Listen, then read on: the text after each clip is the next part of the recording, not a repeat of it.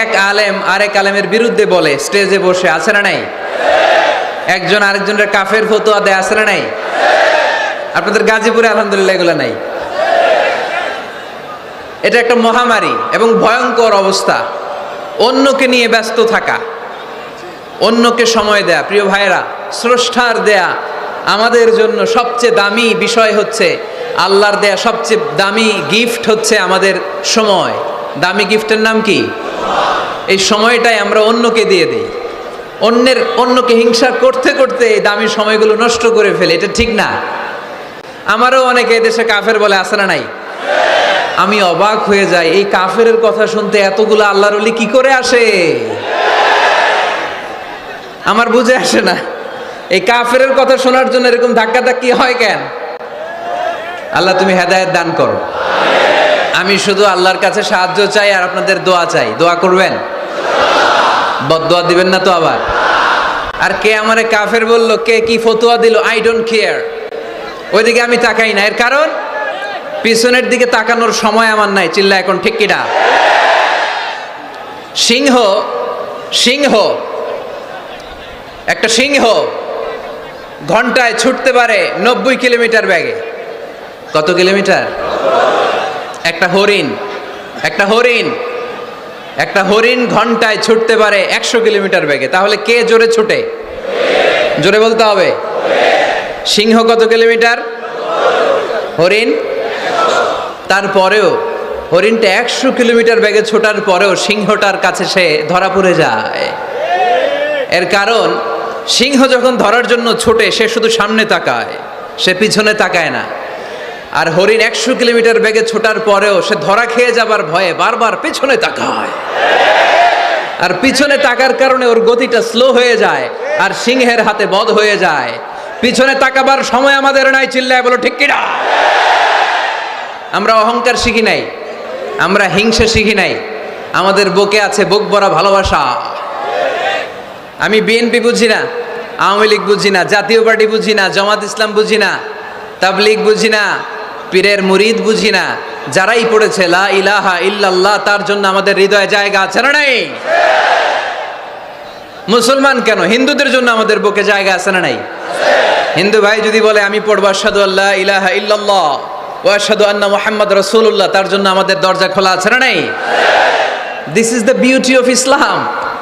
এটা ইসলামের সৌন্দর্য। এটা অনেকে বুঝতে চায় না। আল্লাহ আমাদেরকে সহি সমঝ দান করুক। আমরা পড়ি আমিন। হিংসা, বিদ্বেষ, অন্যের পিছু লেগে থাকা, গীবত করা, অন্যকে গালিগালাজ করা, অন্যকে কাফের মুশরিক বলে ফতুয়া দিয়ে এই পবিত্র মঞ্চগুলোকে নষ্ট হওয়া থেকে যেন আমরা বিরত থাকতে পারি। আওয়াজ করে পড়তে হবে আমিন। মাল্টিফ্যাবস লিমিটেডের উদ্যোগে কাশিমপুর স্কুল মাঠ, কাশিমপুর তো একটা কারাগার আছে না? কোন দিকে? বায়ে। আচ্ছা আচ্ছা, আলহামদুলিল্লাহ। ওনারা শুনতে পাচ্ছে নাকি? আচ্ছা, আলহামদুলিল্লাহ। মাইক দেয় নাই? 80টা মাইক দিছেন? 80টা? তো যারা অসুস্থ এরা ঘুমাবে কেমনে এখন? আমি প্রায় বলি যে এই তাফসির মাহফিলগুলোর ট্র্যাডিশন আমাদেরকে পরিবর্তন করে দিতে হবে। বাইরে খুব বেশি মাইকের দরকার নাই, আর দিলেও রাত 11টা 11:30টার পরে আর না, এবং 11:30টার মধ্যে পারলে মাহফিল ক্লোজ করে দেয়া, যাতে করে 12টার মধ্যে যে সবাই ঘুমিয়ে আবার ফজরের নামাজ জামাতে পড়ার দরকার আছে না নাই? জামাতে পড়ার দরকার আছে। এগুলো আমাদের খেয়াল রাখা দরকার। অন্যকে কষ্ট দিয়ে কিছু করা যাবে না। অনেকের পরীক্ষা, অনেক ছেলে মেয়েদের আমি জানি যে ডিসেম্বর জানুয়ারিতে কি থাকে? পরীক্ষা। অনেকে অসুস্থ থাকে। আবার অনেক হিন্দু ভাইরা আছে, তাদেরকে জোর করে আমাদের তাফসির শোনানোর কোনো দরকার নাই। লা ইকরাহা ফিদ্দিন, দিনে জবরদস্তি নাই, বাড়াবাড়ি নাই। This is the beauty of Islam. এটাই ইসলামের সৌন্দর্য। আমরা ইসলামের সৌন্দর্যকে প্রকাশ করব। আমরা ন্যারো মাইন্ডেড হব না। আমাদের নবী কি ন্যারো মাইন্ডেড ছিলেন না ব্রড মাইন্ডেড ছিলেন? আমরাও ব্রড মাইন্ডেড হব। রাজি আছেন তো সবাই? আল্লাহ তুমি তৌফিক দাও। শুকরিয়া, আমাকে রেখেছেন প্রধান আলোচক। আমার আগে কথা বলেছে হাফেজ মাওলানা মুফতি সাইফুজ্জামান ভাই, কথা বলেছেন মাওলানা মুফতি মাসুম বিন সিরাজ ভাই, কথা বলেছেন মাওলানা কারি আব্দুল হাই মোহাম্মদ সাইফুল্লাহ আল হুসাইনি। আমার আগেই যিনি কথা বলেছেন, চমৎকার আলোচনা করে, ঠিক কিনা? ডক্টর আব্দুল্লাহ জাহাঙ্গীর আলাইহি রাহমা, ওনার সুযোগ্য ছাত্র, যেমন শিক্ষক তেমন ছাত্র। বাপকা বেটা সিপাহী কা ঘোড়া কুছ না হতো থোড়া থোড়া। ডক্টর আব্দুল্লাহ জাহাঙ্গীরের থোড়া থোড়া পেলেই আমাদের সাইফুল্লাহ ভাইয়ের জীবনটাকে উজালা করে দিবে কে? অসাধারণ আলোচনা করে, জুমার মিম্বারে বসে বসে কন্টেম্পোরারি ইস্যু নিয়ে কথা বলে। This should be the uppermost quality of a খতিব। একজন খতিবের কোয়ালিটি তো এমন হবে, সমাজে কন্টেম্পোরারি এখন কি যাচ্ছে এগুলো নিয়ে কথা বলা। মুসলিম উম্মায় আমাদের কি ক্রাইসিস, আমাদের কি সংকট, এই সংকট থেকে উত্তরণের উপায় কি, এগুলো জুমার মিম্বার থেকে ঘোষণা আসার দরকার আছে না নেই? আমাদের আব্দুল হাই মোহাম্মদ সাইফুল্লাহ ভাই এই কন্টেম্পোরারি বিষয়গুলো নিয়ে কথা বলে, আমরা তার জন্য দোয়া করি। আমার ভাই যেন আরো চমৎকার কথা আমাদেরকে উপহার দিতে পারে, আল্লাহ তুমি তৌফিক দাও। প্রধান অতিথি আলহাজ মহিউদ্দিন ফারুকি, চেয়ারম্যান মাল্টিফ্যাবস লিমিটেড। ভাই আপনি, আপনার বাবা, উনি সিঙ্গাপুরে আছে না, অনেক অসুস্থ, ভাইজান দোয়া চেয়েছে, আমরা ওনার জন্য দোয়া করি, আল্লাহ যেন ওনাকে তাড়াতাড়ি সুস্থ করে দেয়।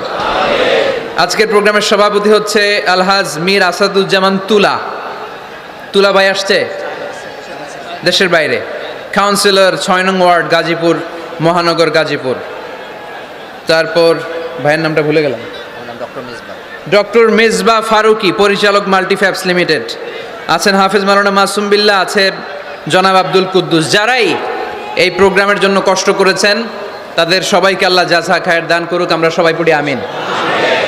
গতকাল রাতে আপনাদের মাননীয় মন্ত্রী মহোদয়ের সাথে আমার ফোন আলাপ হয়েছে, খুব সম্ভবত মুক্তিযুদ্ধ বিষয়ক মন্ত্রী আ.খ.ম. মুজাম্মেল হক সাহেব, খুব ভালো মানুষ।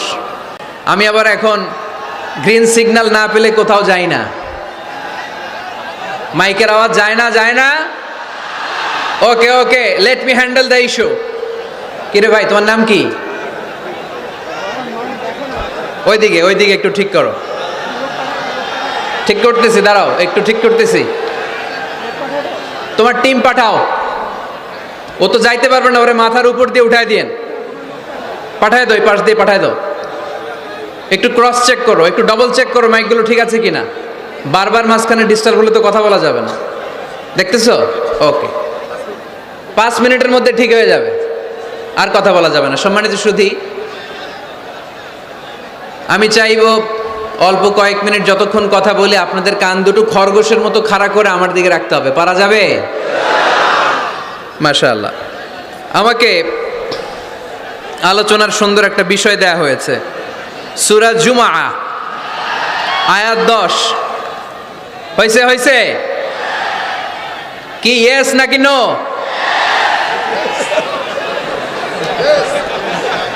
মাশাআল্লাহ, এই তো সুন্দর। ঠিক আছে, ইয়েস হলে এবার থামো। তোমাদের কি ইয়েস নাকি নো? হ্যাঁ, ইয়েস, মাশাআল্লাহ। ঠিক আছে, বস। হয় নাই? এই ওদেরটা ইয়েস করে দাও। করছো? করে দাও। সম্মানিত ভাইরা, এরকম ডিস্টার্ব করলে ইয়েস আর নো বলতে বলতে রাত কেটে যাবে, কাজের কথা কিছুই বলা হবে না, আমার অনেক কিছু বলতে হবে। আপনাদের সহযোগিতা চাই, একটু মেহরবানি করে। ভাইয়েরা, তোমাদেরকে আমি খুব পছন্দ করি, আমি জানি তোমরাও আমাকে পছন্দ করো। আমাদের এই ভালোবাসা দুনিয়ার স্বার্থে নয়। আজকে এখানে বিরিয়ানি দেয়া হবে নাকি? নগদ টাকা দেয়া হবে? একজনকে খুশি করার জন্য আমরা আসি, তিনি কে? সে আল্লাহর সন্তুষ্টির জন্য আজকে একটু স্যাক্রিফাইস করব, কয়েক মিনিটের মধ্যে ঠিক হয়ে যাবে ইনশাআল্লাহ। আমাকে আমাদের ডাক্তার মেজবা ফারুকি ভাই অনেক দিন আগ থেকে ফোন আলাপ হয়, কথা বলে, একটা বিষয় দিয়েছে উনি, সূরা জুমআ আয়াত 10, এবং এই টপিকটা নিয়ে আমি কথা বলতে চাই প্রতিটি জেলায় জেলায়, যেখানে আল্লাহ তাআলা আমাদেরকে কাজের প্রতি উৎসাহিত করেছে, খেটে খাওয়ার জন্য উৎসাহিত করেছে। আমরা বসে বসে খেতে চাই না। রাজি আছো? কার পায়ে দাঁড়াবা? তো এতদিন কার পায়ে দাঁড়াইছো? নিজের পায়ে দাঁড়ানো মানে স্বাবলম্বী হওয়া। কি হওয়া?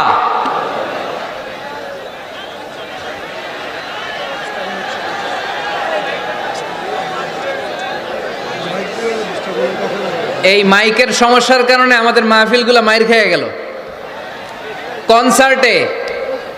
কনসার্টে শুনছেন মাইকের সমস্যা? তারপর যেখানে গান বাজনা হয় মাইকের সমস্যা শুনছেন? লাফায় লাফায় জিকির করে ওইখানে মাইকের সমস্যা শুনছেন? আমাদের কোরআনের তাফসিরগুলোতে মাইকের সমস্যা। এগুলো করো না, আগে থেকে ঠিক রাখো। আর এখন তো মৌসুমের শুরু, তুমি 3-4 মাস সার্ভিস দেওয়ার পরে মার্চ এপ্রিলে এরকম হইতে পারে, ঠিক কিনা? বছরের শুরুতেই যদি এরকম হয় তাহলে তো সর্বনাশ। আর মাইকম্যান ঠিক করতেছে, বারবার আমার বা ওর দৃষ্টি আকর্ষণ করা যাবে না, একটু চুপ থাকতে হবে। তো আমরা নিজের পায়ে দাঁড়াতে চাই। কার পায়ে? আমরা স্বাবলম্বী হতে চাই। কি হতে চাই? কাজ করার অনেক সুযোগ আছে। Just you have to generate new ideas, priceless ideas, you have to generate this. আপনাকে নতুন নতুন আইডিয়া দিতে হবে। নতুন নতুন আইডিয়া দিলেই আপনি মার্কেটে হিট করে ফেলবেন। আজকে সব গোমর ফাঁস করে দিয়ে গেলাম। কোটিপতি আর মিলিয়নিয়ার, বিলিয়নিয়ার হালাল পন্থায় যারা হতে চাও, your job is just produce new idea. নতুন নতুন কি লাগবে? আইডিয়া লাগবে। আইডিয়ার অনেক দাম। এই যে কিছুদিন আগে উবার নামে একটা কোম্পানির নাম শুনেছো তোমরা? কি নাম? গাজীপুরে চলে, শুধু শহরে না, ঢাকায়। আমি ওদের ব্যাপারে একটা রিপোর্ট পড়ে অবাক হয়েছি। এই উবারের কোনো পুঁজিপাতি কিছু নাই, ওদের কিছু অফিস আর স্টাফ। মানুষের গাড়ি দিয়ে ওরা ব্যবসা করে। মানে কইয়ের তেল দিয়ে কি ভাজে? কই ভাজে। এটাও বুঝেন আপনারা? কইয়ের তেল দিয়ে কই ভাজা। ওরা just they launch a company and they set up some staff. Company আছে, স্টাফ আছে, আর একটা মোবাইল অ্যাপস আছে।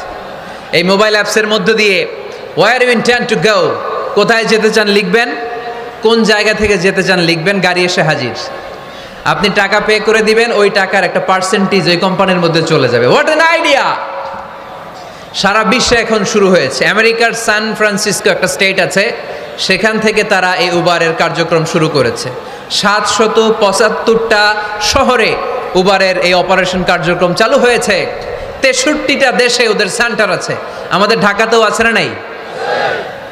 আমি অবাক হলাম, 2018 সালে ওদের প্রফিট, ওদের রেভিনিউ হচ্ছে $11.27 billion. 11.27 billion dollar. Could you imagine that?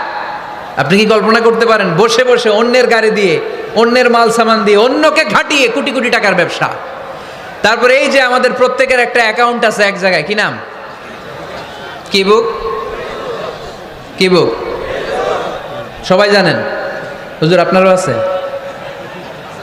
মাশাআল্লাহ। এই যে ফেসবুকের জন্য আমরা খেটে যাচ্ছি, দিন নাই রাত নাই, আমরা যে স্ক্রলিং করছি, লাইক দিচ্ছি, শেয়ার দিচ্ছি, we all are the staff of Facebook.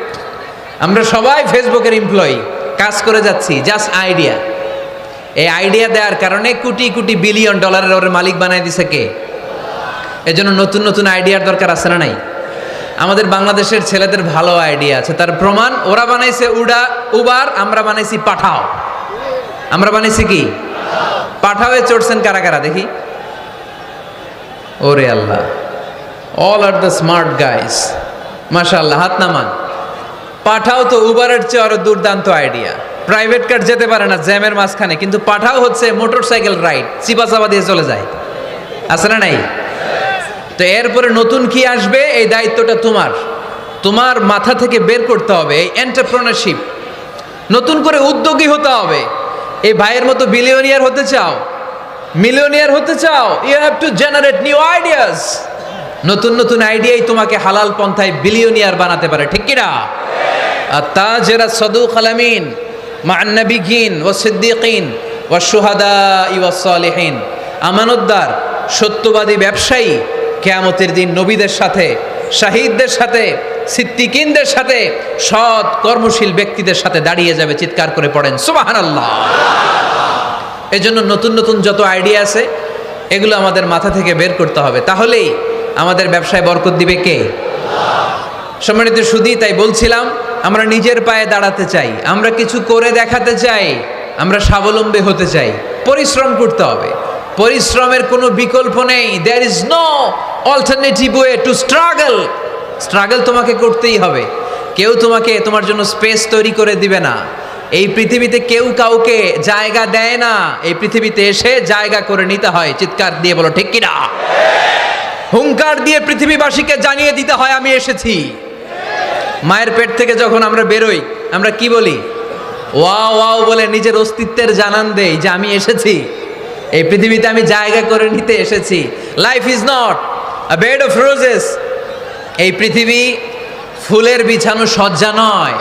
এখানে কষ্ট করতে হবে, পরিশ্রম করতে হবে, ঘাম ঝরাতে হবে। পরিশ্রমের ঘামে যে লোনা পানি থাকে, ওই লোনা পানিতে জন্ম নেয় সফলতার বীজ। এজন্য পরিশ্রম করতে হবে। সব নবীরা পরিশ্রমী ছিলেন, সব নবীরা কাজ করেছেন। সূরা জুমার এই 10 নম্বর আয়াতে আল্লাহ তাআলা আমাদেরকে মোটিভেট করে শিখাতে চেয়েছেন যে স্বাবলম্বী হও, নিজের পায়ে দাঁড়াও, কাজের সময়ে কাজ, নামাজের সময়ে নামাজ। আজকে এই স্লোগানটা এই মাহফিলের শুরুতে, মাঝখানে, শেষে বারবার বলে আমরা মুখস্থ করে নিয়ে যাব। কাজের সময় সবাই বলেন নাই তো? সবাই বললে তো এই প্যান্ডেল কাঁপতে শুরু করবে। কাজের সময় এইভাবে আওয়াজ করতে হবে, পারা যাবে? নামাজের সময়, কাজের সময়, নামাজের সময়, সিনেমা দেখার সময় দেখা যাবে না? কাজের সময়, নামাজের সময়, এটা মনে থাকবে? মুখস্থ করা যাবে তো? আল্লাহ রাব্বুল ইজ্জা সূরাতুল জুমার 10 নম্বর আয়াতে মূলত আমাদেরকে এই মেসেজটাই দিতে চেয়েছেন। কাজের সময় কাজ, নামাজের সময়। ফাইযা কুদিয়াতিস সালাতু ফান্তাশিরু ফিল আরদি ওয়াবতাগু মিন ফাদলিল্লাহ ওয়াযকুরুল্লাহা কাসীরান লাআল্লাকুম তুফলিহুন। সুবহানাল্লাহ পড়েন। আল্লাহ বললেন যখন তোমাদের নামাজ শেষ হয়ে যায়, ফাইদা কুদিয়াতিস সালাত, যখন সালাত শেষ হয়ে যায়, ফান্তাশিরু ফিল আরদি, জমিনে ছড়িয়ে পড়ো, ওয়াবতাগু মিন ফাদলিল্লাহ, আল্লাহর দেয়া ফজল তালাশ করো, রিজিক তালাশ করো, ওয়াযকুরুল্লাহা কাসীরান, আল্লাহর জিকির বেশি বেশি করো, লাআল্লাকুম তুফলিহুন, তোমাদেরকে সফল বানায়া দিবে কে? সিস্টেমটা খেয়াল করেন। ফাইদা কুদিয়াতিস সালাহ, যখন সালাত শেষ, ফান্তাশিরু ফিল আরদ, when you are done with your salah, spread out to your workplace, তোমার কাজের জায়গায় চলে যাও। নাকি মসজিদে বসে থাকবেন? নামাজ শেষে কি করতে হবে? কাজের জায়গায় চলে যেতে হবে। এটা ইসলামের নিয়ম, এটা বিশ্বনবীর সুন্নাহ, এটা আল্লাহর দেয়া পদ্ধতি। ফাইদা কুদিয়াতিস সালাতু, যখন সালাত শেষ হয়ে যাবে, ফান্তাশিরু ফিল আরদ, জমিনে ছড়িয়ে পড়ো, ওয়াবতাগু মিন ফাদলিল্লাহ, আল্লাহর রিজিক তালাশ করো। জমিনের মধ্যে আল্লাহর ফাদাল আছে, রিজিক আছে, এই রিজিকগুলো তালাশ করো। মসজিদে বসে থাকলে এই ফদল বা রিজিক কি পাওয়া যাবে? যাবে না। মসজিদে ঢুকলে রহমত পাওয়া যায়। গাজীপুরের ভাইয়ের আওয়াজ তুলে বলেন, মসজিদে ঢুকলে কি পাওয়া যায়? এজন্য মসজিদে যখন আমরা ঢুকি, কোন পা দিয়ে ঢুকি? ডান পা দিয়ে ঢুকেই আমরা বলি আল্লাহুম্মা ফতাহলি আবওয়াবা রাহমাতিক, O Allah open for us the door of your mercy, আল্লাহ আমাদের জন্য আপনার সব রহমতের দরজাগুলো খুলে দেন। কারণ মসজিদে ঢুকলেই রহমত দেয় কে? আর মসজিদ থেকে যখন বের হই তখন রহমত নয়, তখন পাওয়া যায় ফদল, যে ফদলের কথা আল্লাহ ইয়াতে বললেন, ওয়াবতাগু মিন ফাদলিল্লাহ, এই ফদল মানে হচ্ছে রিজিক। তাই মসজিদ থেকে যখন বেরোই কোন পা দিয়ে বেরোই? আর কি দোয়া পড়ি? আওয়াজ করে বলেন, আল্লাহুম্মা ইন্নী আসআলুকা মিন ফাদলিক, মানে হে আল্লাহ আমি আপনার কাছে আপনার ফদল চাই, রিজিক চাই। দুনিয়ার কেউ রিজিক দিতে পারে না, রিজিক দিতে পারে কে? এই রিজিক আমি আপনার কাছে চাই। আবার আল্লাহ বললেন, হুয়াল্লাযী জাআলা লাকুমুল আরদা যালুলা ফামশু ফি মানাকিবিহা ওয়া কুলু মির রিজকি ওয়া ইলাইহিন নুশুর। তিনি তো এমন সত্তা যিনি তোমাদের জন্য জমিনটারে বানিয়েছেন সাহালাতুল মাসালিক, সহজে হাঁটা যায়, চলা যায়, চারা বীজ রোপণ করা যায়, চাষাবাদ করা যায়। আল্লাহ বললেন জমিনের আনাচে কানাচে ঘুরে বেড়াও, জমিনের মধ্যে তোমাদের জন্য রিজিক রেখে দিয়েছে কে? এই জমিনের সব জায়গায় রিজিক আছে। আপনি জমিনের পাহাড়ে যাবেন, পাহাড়েও রিজিক আছে। জানেন পাহাড়ে কি চাষ হয়? হ্যাঁ, জুম চাষ হয়। বাংলাদেশের পাহাড়ে জুম চাষ হয়, আর মালয়েশিয়ার পাহাড়গুলোতে সব চাষ হয়। মালয়েশিয়া একটা জায়গা আছে ক্যামেরুন হাইল্যান্ড, ভাই গেছিলেন নাকি? ৬,০০০ ফিট উপরে, ঠান্ডা, প্রচণ্ড ঠান্ডা। আমি প্রায় যাই, ওখানকার চা বাগানের স্নিগ্ধ হাওয়া আমাকে টানে খুব, বাতাসটা খুবই ক্লিন, ভাল লাগে। ওই ক্যামেরুন হাইল্যান্ডে ৬,০০০ ফিট উপরে ওরা করেছে ফুলের বাগান, ফলের বাগান, চায়ের বাগান, স্ট্রবেরির বাগান, মধুর চাষ করে। আর এই ৬,০০০ ফিট উপরে এই ভেজিটেবলস আইটেমগুলো দিয়ে তারা পুরো মালয়েশিয়ার খাদ্যদ্রব্যের যত সংকট, সব সংকট তারা দূরীভূত করেছে। সুবহানাল্লাহ পড়েন। তো ওনারা পাহাড়ের উপর চাষ করে, আর আমরা সমতল জায়গায় চাষ করতে চাই না। চাষাবাদ করতে আমাদের লজ্জা লাগে। কি লাগে? যুবক ভাইয়েরা, কাজে কোনো লজ্জা নেই। কাজে কি নেই? পরিশ্রমে লজ্জা নেই। লজ্জা হচ্ছে অলসতায়, লজ্জা হচ্ছে অকর্মণ্যতায়। আমরা কাজ করে খেতে চাই, পরিশ্রম করে খেতে চাই। রাজি আছো সবাই? এখন অনেকে রুফ গার্ডেনিং করে। রুফ গার্ডেনিং মানে ছাদের, বাসার ছাদের উপরে কি সুন্দর পেঁপে গাছ, আম গাছ। আমি নিজে দেখেছি, নিজেরা খায়, আশেপাশের প্রতিবেশীদের সবাইকে দেয়, বাজারে বিক্রিও করে। নিউ আইডিয়া, রুফ গার্ডেনিং করো। তারপর একসাথে হাঁসের চাষ হয়, পানিতে হাঁসগুলো ভেসে বেড়ায়, আর নিচে মাছের চাষ হয়। এরকম অনেক যুবক আছে যারা এগুলো করে করে স্বাবলম্বী হয়েছে। আমরা এগুলো করতে চাই না, আমাদের লজ্জা লাগে। আমাদের হোটেলের মেসিয়ারি করতে লজ্জা লাগে, ছোট্ট ফুচকার দোকান দিতে আমাদের লজ্জা লাগে, কিন্তু বিশ্বনবীর ছাগল চড়াতে কোনো লজ্জা লাগতো না। কাজে কোনো লজ্জা আছে? লজ্জা কিসে তাইলে? অলসতায়। আওয়াজ করে বলো, লজ্জা কিসে? অলসতা করা যাবে না। অলসতাকে আজকের প্রোগ্রাম থেকে আমরা না বলে দিব। আমরা অলসতাকে বলে দিব নো। অলসতাকে আমরা কি বলবো? নো।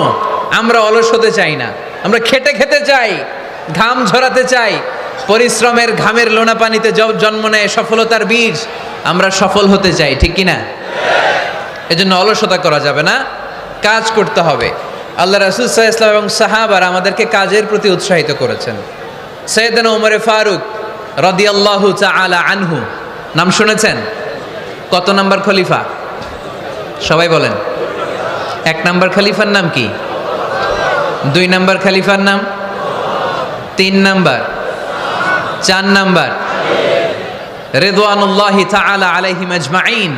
ওমর ফারুক সাধারণ কোনো সাহাবী ছিলেন না, তিনি এমন সাহাবী ছিলেন, বিশ্বনবী সাল্লাল্লাহু আলাইহি ওয়াসাল্লাম বলেছেন আমার পরে কোনো নবীও নাই, রাসূলও নাই, তবে আমার পরে যদি কেউ নবী হতো আমার ওমর নবী হয়ে যেত।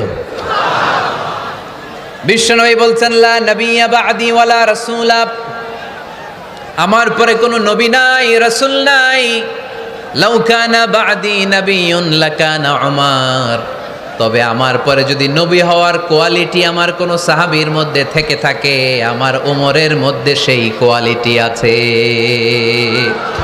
প্রভু তুমি বলেছ রাসূল দেবে না, বলনি দেবে না ওমর, বলনি দেবে না হামজা তারি, খালিদ বিজয়ী সমর। প্রভু তুমি বলেছ রাসূল দেবে না, বলনি দেবে না ওমর, বলনি দেবে না হামজা তারিক, খালিদ বিজয়ী সমর। প্রভু তুমি বলেছ রাসূল দেবে না। সুবহানাল্লাহ পড়েন। ওমর ফারুক রাদিয়াল্লাহু তাআলা আনহু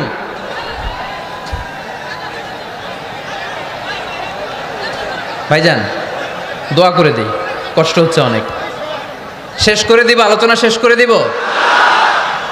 আর কয়েক মিনিট শুনবেন, শুনবেন, শুনবেন তো। বারবার এরকম আওয়াজ করলে কি শোনা যাবে? এই ছেলেরা, এই অডিও শোনো না তোমরা? অডিও, অডিওতে চেহারা দেখা যায় নাকি? বসো, তোমরা অডিও শুনবে, এরা ভিডিও দেখবে। বসো, আওয়াজ নাই। আমি শুরুতেই বলেছি কানগুলো খরগোশের মতো খাড়া করে শোনো। অডিও রেকর্ডের মধ্যে কি চেহারা দেখা যায়? এখানে যারা দেখতে পান ওই দিকে তাকা, ওই যে ওই যে ওখানে প্রজেক্টর আছে, আওয়াজ করা যাবে না। আলোচনার মাঝখানে বক্তাকে এত ডিস্টার্ব করলে বক্তা তার আলোচনার ফ্লো হারিয়ে ফেলে। সে কি বলছিল এটা সে ভুলে যায়। সে মাথার মধ্যে কি কি পয়েন্টস, কি কি মেসেজগুলো শেয়ার করার জন্য সে আগাচ্ছিল এটা সে ভুলে যায়। এজন্য আর কয়েক মিনিট কথা বলবো, আর কষ্ট দিব না আপনাদেরকে, একটু চুপ থাকবেন। দ্বিতীয় খলিফার নাম কি ছিল? সবাই বলেন কি নাম?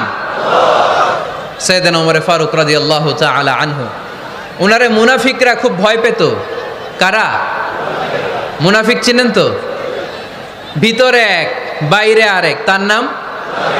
সবাই বলেন ভিতরে এক বাইরে আরেক, তার নাম মুনাফিক। ইউযহিরু খিলাফা মা ইউবতিন, আরবিতে কি বলে? ইউযহিরু খিলাফা মা ইউবতিন, প্রকাশ করে একটা ভিতরে আরেকটা। ভিতরে এক বাইরে আরেক, তার নাম? সবাই বলেন ভিতরে এক বাইরে আরেক, তার নাম? আমরা কি মুনাফিক হতে চাই? এরা যখন যে সুবিধাজনক অবস্থানে থাকে তখন তার সাথে থাকে। ডান দিকে যে বলে আপনি ভালো, আমি আপনার দলের লোক। বায়ে যে বলে আরে না এটা খারাপ, আপনি ভালো, আমি আপনার দলের লোক। এরকম আছে না নাই? যখন যে ক্ষমতায় তখন তারে তেল মারে। যেদিকে বৃষ্টি আর তুফান ওইদিকে ছাতা ধরে। আছে না নাই? বাংলাদেশে একটা গান চলছিল কিছুদিন, শুনতাম, মধু হই হই বিষ হাবাইলা। সূরাতুল মুনাফিকুনের তাফসির বোঝানোর জন্য এটা আমার জন্য খুব সহজ ছিল। মধু হই হই বিষ হাবাইলা। বলে মধু, বলে কি? বাটির মধ্যে নিয়ে আসছে, বলে এটা মধু, বলে কি? আসলে এটা কি? জোরে বলেন। আমরা কি মুনাফিক হতে চাই? না। আমরা কি হতে চাই? মুনাফিকরা হচ্ছে এদিকেও যায় না আবার ওদিকেও যায় না। মুযাবযাবিন, they all the time long in dilemma, they don't know where to go, they don't know where to proceed, কোন দিকে যাবে জানে না, ডানেও না বায়েও না, নেহি এদার নেহি ওদার, দারমিয়ান মে সাদার বাদার। এরকম আছে না? না, উপর দিয়া ফিটফাট, ভিতর দিয়া সদরঘাট। সদরঘাট এখনো ফিটফাট হয় নাই। তো এই মুনাফিকের অবস্থা হচ্ছে উপরে ফিটফাট ভিতরে সদরঘাট। আমরা কি মুনাফিক হতে চাই? কি হতে চাই? মুমিন হতে চাই।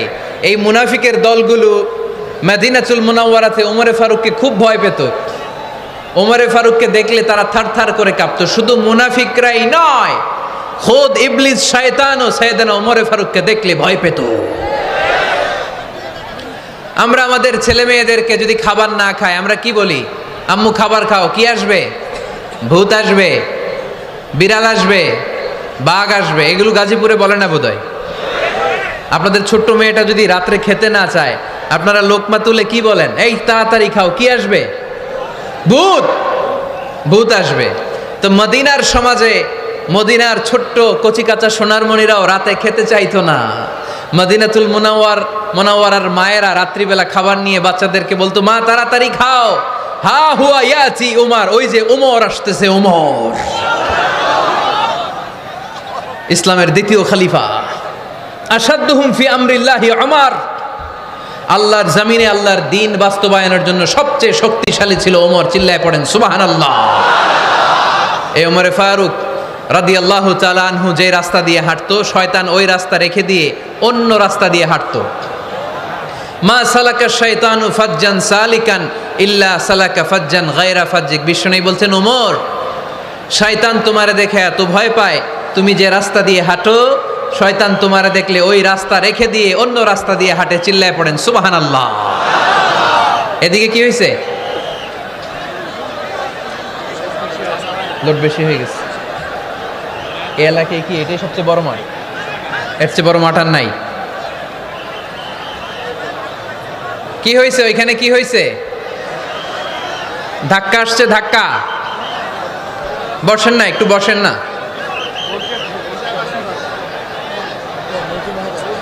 মন্ত্রী মহোদয় আসছে? মন্ত্রী মহোদয় আসতেছে উনি? মাশাআল্লাহ। উনি তো কষ্ট হয়ে যাবে, তো আসবে কিভাবে এদিক দিয়ে?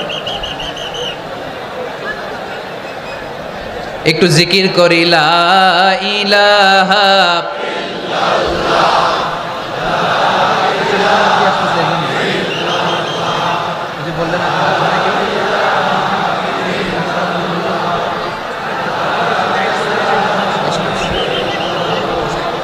লা ইলাহা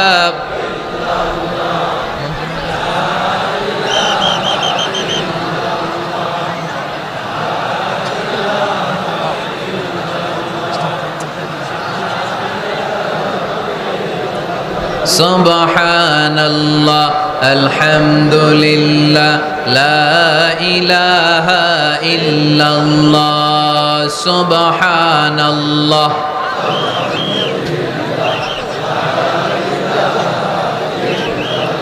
আল্লাহ নামের জিকির করবে যারা, আল্লাহর কাছে প্রিয় তারা। আল্লাহর কাছে প্রিয় যারা, জান্নাতে প্রবেশ করবে তারা। জোরে লা ইলাহা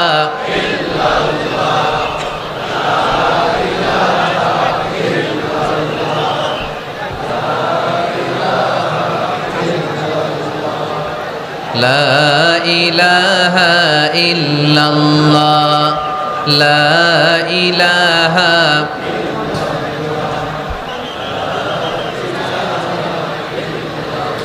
লা ইলাহা ইল্লাল্লাহ মুহাম্মাদুর রাসূলুল্লাহ সাল্লাল্লাহু আলাইহি ওয়াসাল্লাম। সাইয়েদনা ওমর ফারুক মসজিদে নববীর ইমাম। মসজিদে নববীর কি ইমাম? আপনারা শুনতেছেন? এই ছেলেরা বসে যাও, বসে যাও, বসে যাও, বসে যাও। সাইয়েদনা ওমর ফারুক মসজিদে নববীর ইমাম। এদিকে তাকান, আমার দিকে তাকান, আমার দিকে তাকান। উনি প্রত্যেক নামাজের ইমামতি করতে আসতেন মসজিদে নববীতে। জোহরের নামাজে ইমামতি করলেন। ইমামতি করে দেখলেন নামাজ শেষ, সবাই বের হয়ে চলে যায়। এটাই ইসলামের নিয়ম, ঠিক কিনা? ফাইদা কুদিয়াতিস সালাতু ফান্তাশিরু ফিল আরদ ওয়াবতাগু মিন ফাদলিল্লাহ। নামাজের সময় খায়া ফেলাইছি, নামাজের সময়, কাজের সময়, নামাজের সময়, কাজের সময়। ফাইদা কুদিয়াতিস সালাহ, যখন নামাজ শেষ হয়, ফান্তাশিরু ফিল আরদ, জমিনে ছড়িয়ে পড়ো। এটা ইসলামের আইন।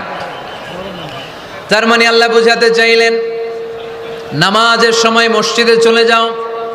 নামাজ যখন শেষ হয়ে যাবে, শিক্ষক চলে যাবে স্কুলে, কৃষক চলে যাবে ফসল খেতে, মেম্বার অব দ্য পার্লামেন্ট চলে যাবে সংসদ ভবনে, ব্যবসায়ীরা চলে যাবে শপিং মলে, ঠিক কি না? কাজে চলে যাও। ওমরে ফারুক নামাজের ইমামতি করিয়ে নামাজ শেষ করলেন, সবাই চলে গেল। ইয়ামান দেশ থেকে আসা কিছু লোক গোল হয়ে বসে আছে, জিকির আজকার করে, আবাদত করে। এরা যায় না। এরা কি করে না? যায় না। আসরের নামাজে সাইয়েদনা ওমরে ফারুক রাদিয়াল্লাহু তাআলা আনহু নামাজের ইমামতি করলেন। নামাজ শেষ, সবাই চলে যায়, এরা যায় না। মাগরিবের নামাজের পরেও এরা যায় না। এশার সালাতের পরেও এরা যায় না। এশার পরে উনি ধরলেন, মা বালুকুম মা খাতবুকুম, হোয়াটস রং উইথ ইউ ম্যান? তোমাদের কি সমস্যা? জোহর, আসর, মাগরিব, এশা প্রত্যেক সালাতের পরে সবাই যার যার কাজে চলে যায়, তোমরা যে যাও না? বাড়ি কই? বলি ইয়ামান। তো বসে থাকো কেন? কি করো? কই জিকির করি। কি করি? কি করি? জিকির আজকার করি, তাসবিহ তাহলিল করি, ইবাদত করি। তো তোমরা যে যাও না, তোমাদের খাবার দেয় কে? খাবারের ব্যবস্থা হয় কোত্থেকে? তারা বলল, আমাদের জিকির দেখে, আমাদের বুজুর্গি দেখে আশেপাশের লোকেরা পাতিল ভরে খাবার নিয়ে আসে, ওই খাবার আমরা খাই। নাহনু আল মুতাওয়াক্কিলুনা আলাল্লাহ, আমরা আল্লাহর উপর তাওয়াক্কুল করে এখানে বসে থাকি। উমরে ফারুক বললেন, সর্বনাশ, তোমরা যদি মুতাওয়াক্কিলুনা আলাল্লাহ হও তাহলে কেমনে হবে? তোমরা তো মুতাওয়াক্কিলুনা আলাল্লাহ নাও, তোমরা হচ্ছে আল মুতাওয়াক্কিলুন বা'দুকুম আলা বা'দ, আল্লাহর উপর তাওয়াক্কুলকারী নয়। তোমরা যারা পাতিলের মধ্যে করে খাবার নিয়ে আসে তাদের উপর তাওয়াক্কুল করে বসে আছো, ঠিক কি না? তোমাদের জিকিরও চলে, আবার মাথায় টেনশনও চলে, পাতিল কি ছোট আসবে না বড় আসবে? খাবারে আমার ভাগেরটা থাকবে কি থাকবে না, টেনশন আছে না নাই? কারণ অন্যের উপর নির্ভরশীল, নিজের রান্না করে নাই, নিজে তো বাজার করে নাই, নিজের তো অ্যারেঞ্জমেন্ট বলতে কিছু নাই, আরেকজন যা দিয়ে যাবে ওইটা খাবে। ওমরে ফারুক বুঝালেন, আরে বোকা, এটারে তাওয়াক্কুল বলে না। তোমার সাধ্যে যতটুকু আছে তার সবটুকুন করার পরে তুমি তাওয়াক্কুল করবে একজনের উপর, তিনি কে? এক সাহাবী বললেন, ইয়া রাসূলুল্লাহ, ইয়া হাবিবাল্লাহ সাল্লাল্লাহু আলাইহি ওয়াসাল্লাম, আমি অনেক দূর থেকে সফর করে এসেছি, এই যে আমার ওটের রশিটা, এটা ছেড়ে দিয়ে যদি আমি ঘুমিয়ে যাই, আল্লাহর উপর তাওয়াক্কুল করি, আমার ওটটা বসে থাকবে নাকি? বিষ্ণু বললেন, না, এটারে তাওয়াক্কুল বলে না। ওটের রশি রেখে দিয়ে ঘুমাইলে তোমার ওট দৌড় দিবে। এ আকিলহা সুম্মা তাওয়াক্কাল আলাল্লাহ, ওটের রশিটা আগে দড়ি দিয়ে ভালো করে গাছের সাথে বাঁধো, তারপরে তাওয়াক্কুল করবে একজনের উপর, তিনি কে? আগে বাঁধতে হবে, তারপরে তাওয়াক্কুল, আগে কাজ করতে হবে, তারপরে তাওয়াক্কুল। এক লোক বড় হুজুরের কাছে দোয়া চাইছে, হুজুর আপনি দোয়া করবেন আল্লাহ যেন আমার একটা ছেলে সন্তান দেয়। কি দেয়? কথা বুঝে নাই বোধ হয়। কি দেয়? ছেলে সন্তান দেয়। তো হুজুর অনেক দোয়া করে দিয়েছে, বড় হুজুর, আল্লাহ তারে তুমি ছেলে সন্তান দিও। তো ছেলে সন্তান হয় নাই। তার পরের বছর এসে আবার হাজির, হুজুর একটু দোয়া করেন আমার জন্য আল্লাহ একটা ছেলে সন্তান দেয়। হুজুর আবার দোয়া করলেন, কিন্তু ছেলে আর হয় নাই। পরের বছর এসে আবার হাজির, হুজুর একটু দোয়া করেন। কি দোয়া করবো বাপ? বলে হুজুর দোয়া করেন আল্লাহ যেন আমার একটা ছেলে সন্তান দেয়। হুজুর আবার দোয়া করলেন। এর পরের বছর এসে আবার হাজির, কয় হুজুর ছেলে সন্তান। হুজুরকে ঘটনা কি? ঘটনা কি? এর সন্তান হয় না কেন? বললো বাবা তুমি কি বিয়ে করছো? কয় না। সন্তান হবে কোত্থেকে? আগে তো বিয়ের পর্বটা সার, তারপরে তাওয়াক্কুল করবি কার উপর? বিষ্ণু বললেন, তাগদু খেমাসান তারুহু বেতানান, পাখিগুলোর মতো যদি সকালবেলা তাওয়াক্কুল করে বের হয়ে যাও, প্রতিটা পাখি, আপনাদের গাজীপুর এলাকায় পাখির বাসা আছে নাকি? কি পাখি আছে? বাবুই পাখি? হ্যাঁ, কি পাখি? সব আছে। তো এই পাখিগুলো এই গাজীপুরের বিভিন্ন গাছপালার উপরে যে নিড বানিয়েছে বাসা, দেখবেন সকালবেলায় এই পাখিগুলো আল্লাহর উপর তাওয়াক্কুল করে বের হয়ে যায়। এই পাখিগুলো জানে কোন জায়গায় ওর রিজিক আছে। এই পাখিগুলোর রিজিকের ব্যবস্থা করলো কে? সারাদিন শেষে পাখিগুলো আবার ওদর পূর্তি করে পাখিগুলোর নিড়ে ফিরিয়ে দেয় কে? জানে না কোথায় খাবার আছে। আমাদের ফ্রিজ আছে, ফ্রিজ, ডিপ ফ্রিজ, 7 দিনের বাজার করে ডিপ ফ্রিজের মধ্যে খাবার রেখে দেই। পাখিদের ডিপ ফ্রিজ আছে নাকি? আমাদের টাকা বেশি ঘরের মধ্যে হয়ে গেলে ব্যাংকের মধ্যে অ্যাকাউন্টে ফেলে দিয়ে আসি। পাখিদের কোনো ব্যাংক অ্যাকাউন্ট আছে নাকি? আহা, তারুহু তাগদু খিমাসান তারুহু বিতানান, সকালবেলা পাখিগুলো কিচির মিচির আল্লাহর জিকির করে বের হয়ে যায়। বিকেলবেলা প্রতিটা পাখির পেটে খাবার দিয়ে আবার ফিরিয়ে দেয় কে? এটার নাম তাওয়াক্কুল। ওমরে ফারুক বললেন, তোমরা যা করছো এটা তাওয়াক্কুল নয়। নামাজের পরে বের হয়ে যাবা, আল্লাহর জমিন যে আবাদ করবা, কৃষি কাজ করবা, ব্যবসা করবা, বাণিজ্য করবা, চাকরি করবা, আবার নামাজের সময় ঘরে আসবা। এর মাধ্যমে তোমার ঘরে যে হালাল রিজিকের ব্যবস্থা আল্লাহ করে দিবে, এটার নাম হলো তাওয়াক্কুল। পড়েন সুবহানাল্লাহ। গোটা জমিনটা আমাদের, গোটা জমিন আমাদের জন্য আল্লাহ দিয়েছেন। যেখানে যাবেন রিজিকের ব্যবস্থা আছে না নাই? আপনাদেরকে শোনাইছি না যে বাংলাদেশের পাহাড়ে কি চাষ হয়? ওখানে জুম রেখেছে আল্লাহ। মালয়েশিয়ার ক্যামেরুন হাইল্যান্ডে আল্লাহ ফলের বাগান, ফুলের বাগান রেখেছে। আবার আপনি সাগরের মধ্যে নামলে রিজিক আছে না নাই? কি আছে? মাছ। সুবহানাল্লাহ কইবেন না? ওয়ালাকাদ কাররামনা বানি আদম ফাহামালনাহুম ফিল বাররি ওয়াল বাহরি ওয়া রাযাকনাহুম মিনাত তাইয়্যিবাত। রব্বুল আলামিন বলেন, আমি পুরো বনি আদমকে সম্মানিত করেছি। জলে স্থলে সব জায়গায় মানব জাতিকে বিচরণের সুযোগ করে দিয়েছি। আর মানুষের জন্য আমি আল্লাহ হালাল রিজিকের ব্যবস্থা করেছি। সুবহানাল্লাহ পড়েন। হালাল রিজিকের ব্যবস্থা আল্লাহ করেছেন। এজন্য everyone should be energetic, everyone should be active. আমাদেরকে অ্যাক্টিভ হতে হবে, এনার্জেটিক হতে হবে। শ্রম করে করে, কষ্ট করে করে আমাদেরকে আগাতে হবে।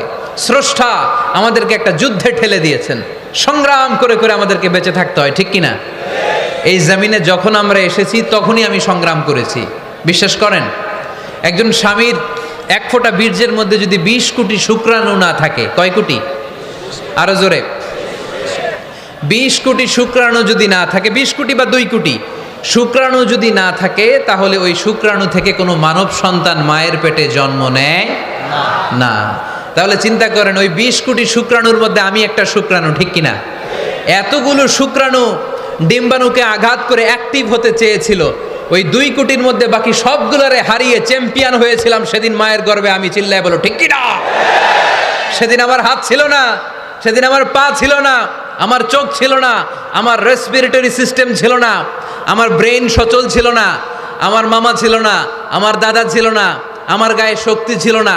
ওই কঠিন পরীক্ষায় যদি 2 কোটি কম্পিটিটরকে আমি হারিয়ে বিজয় লাভ করতে পারি, এই জমিনের বুকেও আমার কেউ হারাতে পারবে না। চিল্লায় বলো ঠিক কিনা?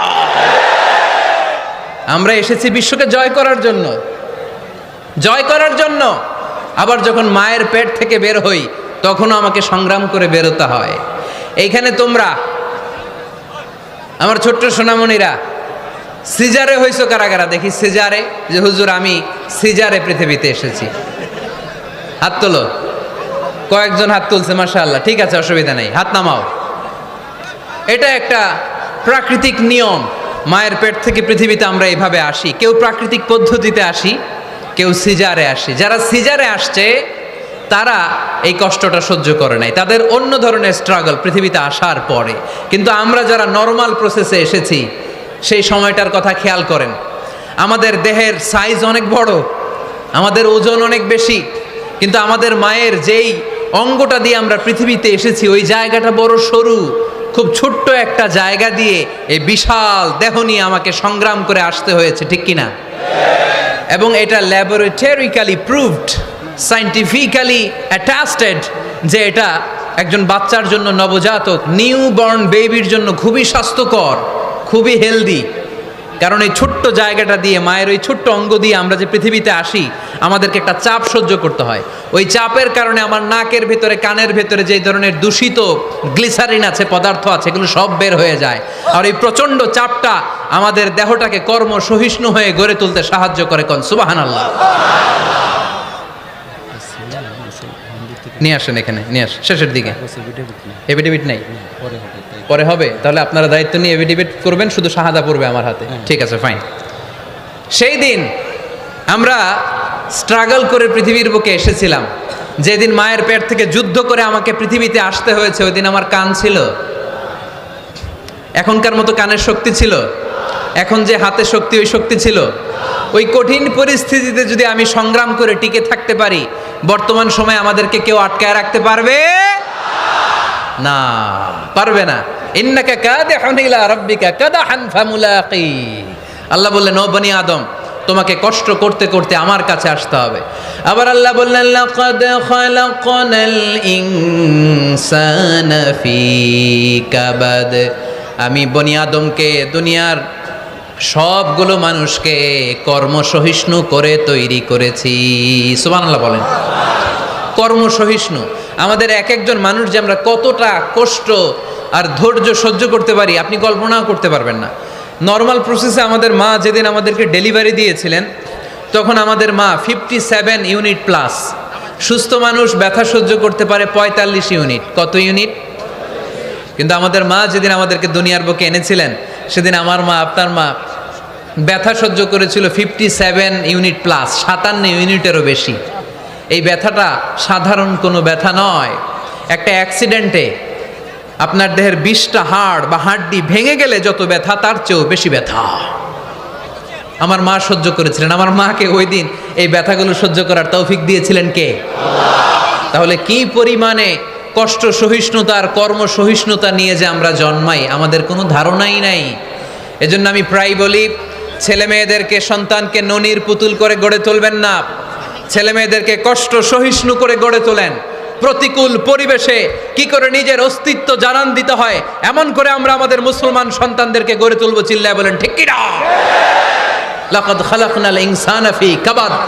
আমি মানুষকে দুঃখ কষ্টের মধ্যে তৈরি করেছি। সালাম আলাইকুম। ভালো আছেন? আপনার সাথে ফোনে কথা হয়েছিল? মোহতারামকে একটা চেয়ার দেন। আছে? দেন দেন, ছোট্ট কি আছে একটা দেন।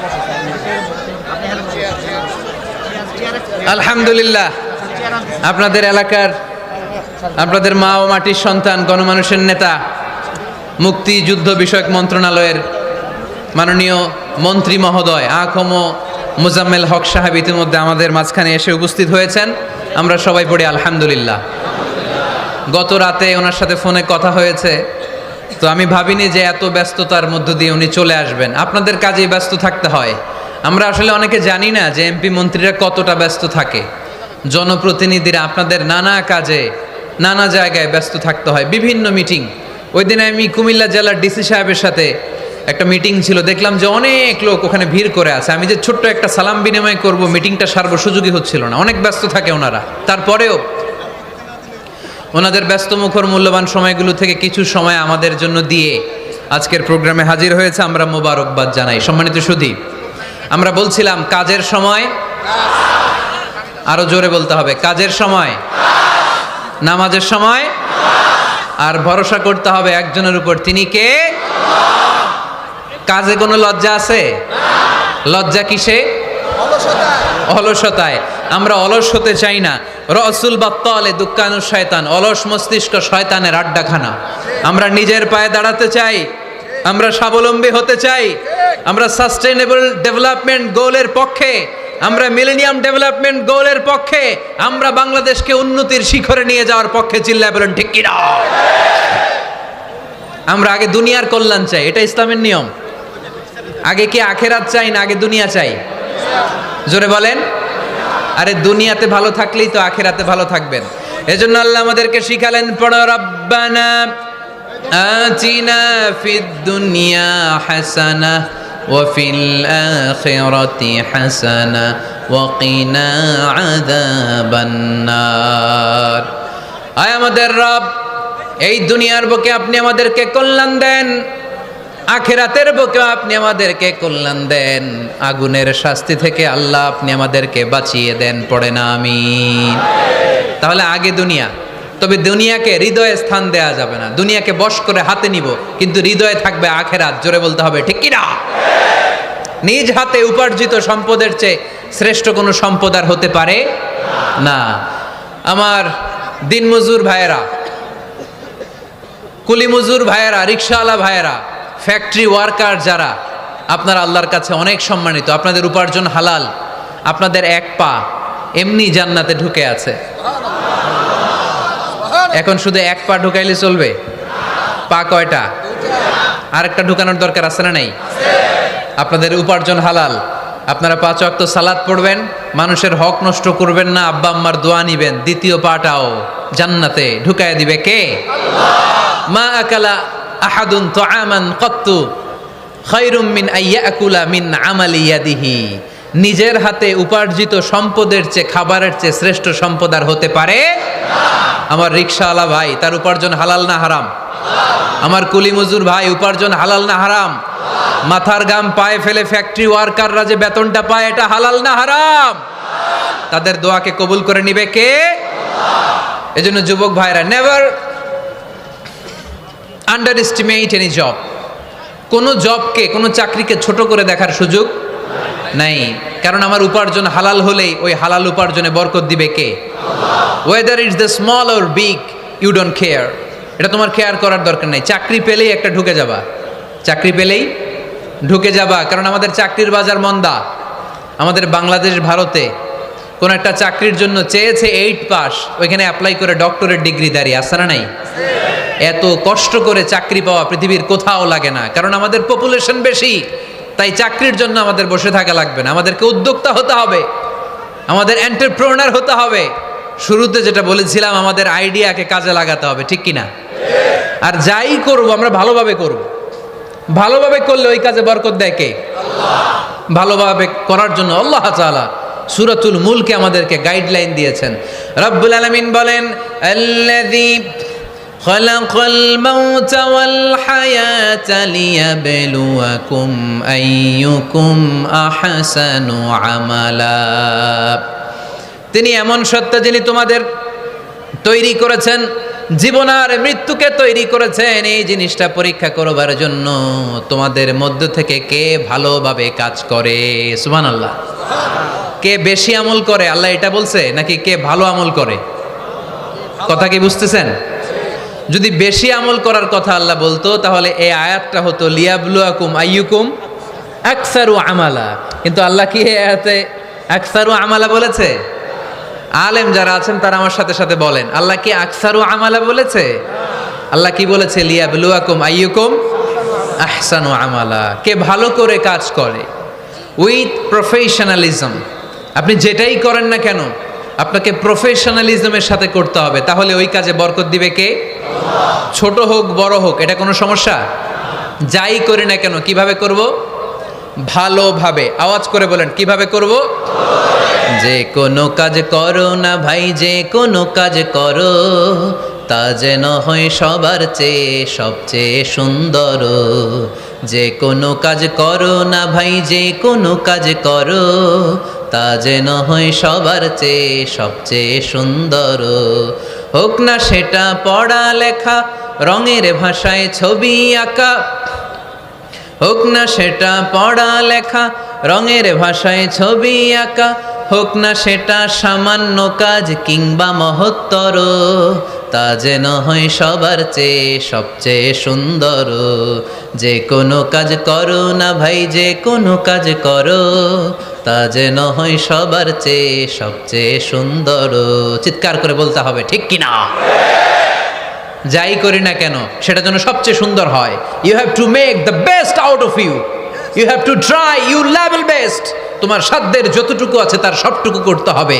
বাকি বরকত তার কল্যাণ আমাদেরকে দান করবে কে? বিষ্ণু ঈসা ইসলাম কখনো অলসতাকে উৎসাহিত করেন নাই, ভিক্ষাবৃত্তিকে উৎসাহিত করেন নাই। তিনি পরিশ্রমকে অ্যাপ্রিসিয়েট করেছেন। এক সাহাবী রাদিয়াল্লাহু তাআলা আনহু এসে বললেন, ইয়া রাসূলুল্লাহ আমাকে কিছু দান করেন, আ'তিনি শাইআন। বিষ্ণু বললেন, তুমি ভিক্ষা করো, তোমার ঘরে কিছু নাই? সাহাবী বললেন, লা ইয়া রাসূলুল্লাহ, কিছু নাই। বিষ্ণু ঈসা ইসলাম আবার প্রশ্ন করলেন, কিছুই নাই? সে বললেন, হ্যাঁ আছে। কি আছে? একটা জামা আছে, জামা, আর আছে একটা পানি খাওয়ার জগ। দুইটা জিনিস আছে, একটা কি আর একটা পানি খাওয়ার জগ। বিষ্ণু বললেন, দুইটা নিয়ে আস। সাহাবী রাদিয়াল্লাহু তাআলা আনহু জামার জগ নিয়ে এসে বিষ্ণু ঈসা ইসলামের হাতে দিলেন। বিষ্ণুনবী জামার জগটা ধরে বললেন, মাইয়াশতারি হাযাইন, কে আছো আমার সাহাবীদের মধ্যে এই দুইটা জিনিস কিনতে চাও? এক সাহাবী দাঁড়িয়ে বললেন, ইয়া রাসূলুল্লাহ ইয়া হাবিবাল্লাহ আনা আশতারিহিমা বিদিরহাম। এই দুইটা জিনিস, একটা জামা একটা পানি খাওয়ার জগ, আমি 1 দিরহাম দিয়ে কিনে নিতে চাই। পড়েন সুবহানাল্লাহ। বিশ্বনবী বললেন, 1 দিরহাম তো কম হয়ে যায়, 1 দিরহামের চেয়ে বেশি দিয়ে কেনার মতো যদি কেউ থাকে একটু হাত তোলো। মাইয়াজিদু আলা যালিক, এর চেয়ে বেশি দাম দিয়ে কেনার মতো কেউ আছো নাকি? আরেক সাহাবী হাত তুলে বললেন, ইয়া রাসূলুল্লাহ ইয়া হাবিবাল্লাহ আশতারিহিমা বিদিরহামাইন, আমি 1 দিরহাম নয় আপনার সম্মানে 2 দিরহাম দিয়ে জিনিসগুলো কিনে নিতে চাই। 2 দিরহাম। বিষ্ণু বললেন, ওকে ফাইন, ডান, 2 দিরহামে বিক্রি হয়ে যাবে। দিয়ে দেওয়া হলো। 2 দিরহাম নিয়ে বিষ্ণু ঈসা ইসলাম ওই আগন্তুক ভিক্ষুক সাহাবীর হাতে দিয়ে বললেন, যাও 1 দিরহাম দিয়ে তোমার পরিবার পরিজনদের জন্য খাবার কিনে নিয়ে যাও, আর 1 দিরহাম দিয়ে একটা কুঠার কিনে নিয়ে আসো। কি কিনে নিয়ে আসো? সবাই বলেন। কুঠার চিনেন আপনারা? কুঠার দিয়ে কি করে? গাছ কাটে। ওই সাহাবী আর 1 দিরহাম দিয়ে একটা কুঠার কিনে নিয়ে আসলেন। বিশ্বনবী সাল্লাল্লাহু আলাইহি ওয়াসাল্লাম নিজ হাতে ওই কুঠারের একটা হাতল লাগাই দিলেন। সুবহানাল্লাহ পড়তে পারলেন না মজা করে? হাতল ছাড়া কুঠার ধরা যায়? ধরা যায় না। বিশ্বনবী কাঠের একটা হাতল লাগাই দিলেন। এই হাতলটা দিয়ে বিশ্বনবী বললেন, try to imagine the attitude of the last messenger Muhammad সাল্লাল্লাহু, he changed the world for the better and made us better creature. তার নাম কি? কি নাম? হি ওয়াজ মুহাম্মদ সাল্লাল্লাহু আলাইহি ওয়াসাল্লাম। Muhammad, mercy upon mankind, teacher of all mankind, أبا القاسم يا حبيبي يا محمد يا شفيعي يا محمد خير خلق الله محمد يا مصطفى يا إمام المرسلين يا مصطفى يا شفيع العالمين পড়েন সবাই يا مصطفى يا إمام المرسلين يا مصطفى يا شفيع العالمين He taught us to be just and kind and to feed the poor and hungry, help the wafer and the orphan child, and to not be cruel and miserly. His speech was soft and gentle, like a mother stroking her child. His mercy and compassion were most radiant when his smile was Muhammad sallallahu alayhi wasallam. Muhammad, mercy upon mankind, teacher of all mankind. أبا القاسم يا حبيبي يا محمد يا شفيعي يا محمد خير خلق الله محمد পড়েন সবাই يا مصطفى يا إمام المرسلين يا مصطفى يا شفيع العالمين يا مصطفى يا إمام المرسلين يا مصطفى يا شفيع العالمين محمد سبحان الله পড়েন He was Muhammad sallallahu alayhi wasallam বিশ্বনবী নিজ হাতে ওই সাহাবীর কুঠারের ভেতরে একটা হাতল লাগাইয়া দিলেন ঘটনা মনে আছে নাকি নাশিদ শুনে ভুলে গেছেন ঘটনা মনে আছে সবার তিনি হাতল লাগাই দিলেন আর বললেন যাও গায়ে শক্তি আছে তাগড়া যুবক এই কুঠার নিয়ে জঙ্গলে যাও জঙ্গলে যে কাঠ কাটো লাকড়ি বানাও বাজারে যে বিক্রি করো লা ইয়াহতাতিবা আহাদুকুম হাজমাতান ফি যাহরিহি খায়রুম মিন আই ইয়াসআলা আহাদান ফায়ুতিয়াহু আও ইয়ামনাহু যাদের গায়ে জোর আছে শক্তি আছে পরিশ্রম করে লাকড়ির বোঝা পিঠে নিয়ে বাজারে বিক্রি করা অনেক ভালো কারো কাছে হাত পাতার চেয়ে কারণ তুমি হাত পাতলে লোকজন তোমারে দিতেও পারে নাও দিতে পারে কিন্তু পরিশ্রম কখনো বৃথা যায় না what is the moral of the story রাসূল সাল্লাল্লাহু আলাইহি ওয়াসাল্লামের এই প্রফেটিক স্টোরি থেকে আমাদের শিক্ষা কি বিশ্বনবী বললেন যাও কাঠ কেটে নিয়ে আসো লা উরিদু আন আরাকা 15 আইয়াম সামনের 15 দিন আমি যেন আমার চোখ দিয়ে তোমার আমার আশেপাশে ঘুরঘুর করতে না দেখি সাহাবী চলে গেলেন কাঠ কাটতে আরম্ভ করলেন বাজারে বিক্রি করতে আরম্ভ করলেন 15 দিনের ব্যবধানে 10 দিরহাম নিয়ে বিশ্বনবীর দরবারে ওই সাহাবী হাজির হয়ে গেলেন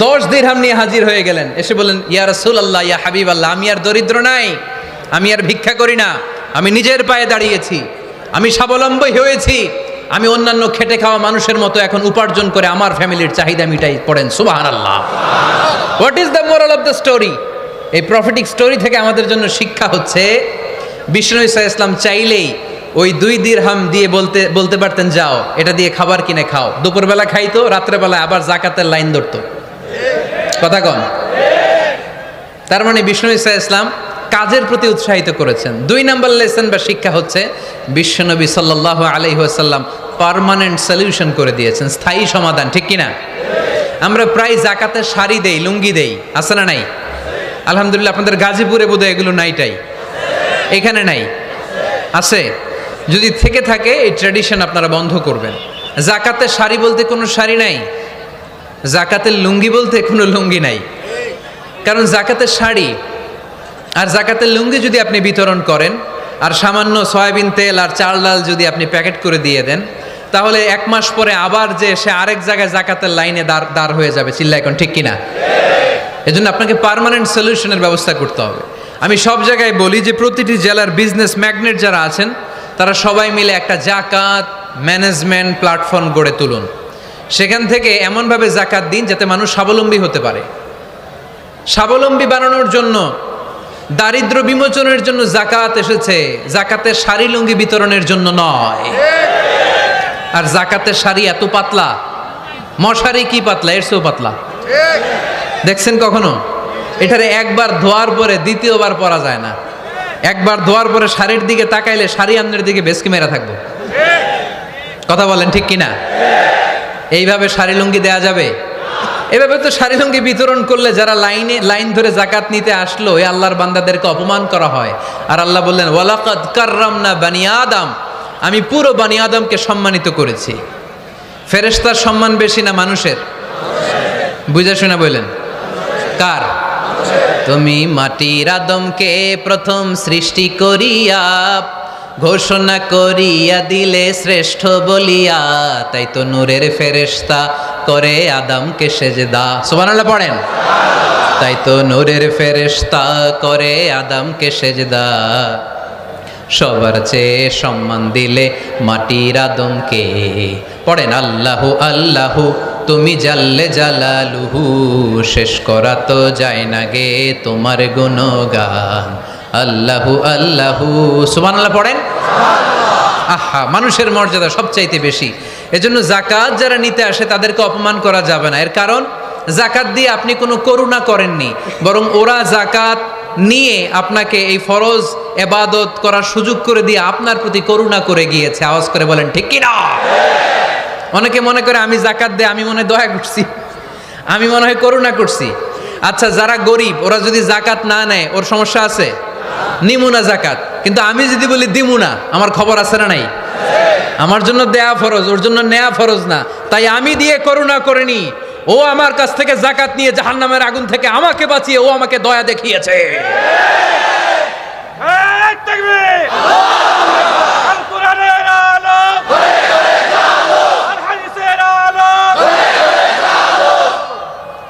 এজন্য জাকাত দারিদ্র বিমোচনের জন্য। কিভাবে জাকাত দিবেন? আপনি জাকাতের টাকা দিয়ে খেয়াল করবেন, একটু ক্রস চেক করে নিতে হবে, ডবল চেক করে নিতে হবে। যেই ফ্যামিলিতে জাকাত দিবেন কর্মক্ষম উপার্জনের মতো করতে পারে এরকম ছেলে আছে কিনা, থাকলে ওর একটা অটো রিক্সা কিনে দেন, সিএনজি কিনে দেন। ওই সিএনজি চালিয়ে ওর ফ্যামিলিটা দিব্যি চলে যাবে, ঠিক কিনা? ওর একটা অস্ট্রেলিয়ান গাভী কিনে দেন, ওই গাভীর দুধ বিক্রি করে ফ্যামিলিটা স্বাবলম্বী হয়ে যাবে, ঠিক কিনা? লক্ষ্মীপুরে আমি ওয়াজ করলাম, বললো হুজুর আমরা এইভাবে একটা জাকাত ম্যানেজমেন্ট প্ল্যাটফর্ম গড়ে তুলেছি, এখানে আমরা টাকা জমিয়ে জমিয়ে আমাদের এলাকার যে সমস্ত ছেলেগুলো কর্মক্ষম, তাদের ঘরে টাকা পয়সা নাই, আমরা জাকাতের টাকা দিয়ে ওদেরকে প্রবাসী বানিয়ে দেই, বিদেশে পাঠিয়ে দেই। ওর কষ্ট অর্জিত সম্পদ দিয়ে ওর ফ্যামিলি এখন দেদারসে চলছে, কোনো জাকাতের লাইনে যে তারা নিজেদেরকে আর অপমান বোধ করছে না। এইভাবে জাকাত দিতে হবে। দিলটার একটু খোলেন, হাতটার একটু খোলেন, তাহলে হৃদয়টারে খুলে দিবে কে? দে জাকাত, দে জাকাত তোরা দে রে জাকাত, দে জাকাত, দে জাকাত তোরা দে রে জাকাত। তোর দিল খুলবে পরে, আগে খুলু খাত। দে জাকাত, দে জাকাত তোরা দে রে জাকাত। পড়েন আমিন। এই জাকাতের মাধ্যমে আমরা আমাদের বাংলাদেশকে স্বাবলম্বী করতে চাই। রাজি আছেন সবাই? সংঘবদ্ধ প্রচেষ্টায় জাকাত আদায় করতে রাজি আছেন? বিশ্বনবী সাল্লাল্লাহু আলাইহি ওয়াসাল্লাম চাইলে এই 2 দিরহাম দিয়ে বিদায় করে দিতে পারতেন, কিন্তু বিশ্বনবী সাল্লাল্লাহু আলাইহি ওয়াসাল্লাম তাকে কাজের প্রতি উৎসাহিত করলেন, পার্মানেন্ট সলিউশন দিলেন। এজন্য অলসতার সাথে ইসলামের কোনো সম্পর্ক আছে? আওয়াজ করে বলেন, অলসতার সাথে সম্পর্ক আছে? অলসতাকে যেন আজকে আমরা কি বলে দিছিলাম? ভুলে গেছি? আরো জোরে। অলসতাকে আজকে আমরা নো বলে দিছি। আমরা কর্মক্ষম। আরে অলস তো হয় মুনাফিকেরা, অলস হয় কারা? وَإِذَا قَامُوا إِلَى الصَّلَاةِ قَامُوا كُسَالَى يُرَاءُونَ النَّاسَ وَلَا يَذْكُرُونَ اللَّهَ إِلَّا قَلِيلًا। সুবহানাল্লাহ পড়েন। মুনাফিকরা যখন নামাজে দাঁড়ায় অলস হয়ে দাঁড়ায়, সোজা হয়ে দাঁড়ায় না। মসজিদে নববীর কাতারগুলোর মধ্যে মুমিনদের সাথে যখন মুনাফিকেরা দাঁড়াতো, অলসের মতো দাঁড়াতো, দেয়ালের মধ্যে হেলান দিয়ে দাঁড়াতো। এরকম আছে না অনেকে অলস? কিন্তু আমরা যারা মুমিন, আমরা নামাজে দাঁড়ালে কি আমাদের হৃদয়ে অলসতা আসে নাকি হৃদয়টা সজীব হয়ে ওঠে? আমাদের হৃদয়কে নামাজে দাঁড়ালে সজীব করে দেয় কে? কিদুশ শাইতানু আলা কাফিয়াতি রাসি আহাদিকুম ইযা হুয়া নাম। আমরা যখন রাতে ঘুমোতে যাই, শয়তান আমাদের মাথার পিছনে অলসতার 3টা গিট মারে। কি মারে? এই যে রশি দিয়ে এরকম বাঁধে, যে এটারে গাজীপুরে আপনারা কি বলেন? গিট্টু। হ্যাঁ, গিট্টু। আচ্ছা, তো শয়তান আমরা যখন ঘুমোতে যাই, আমাদের মাথার পেছনে অলসতার 3টা গিট্টু মারে।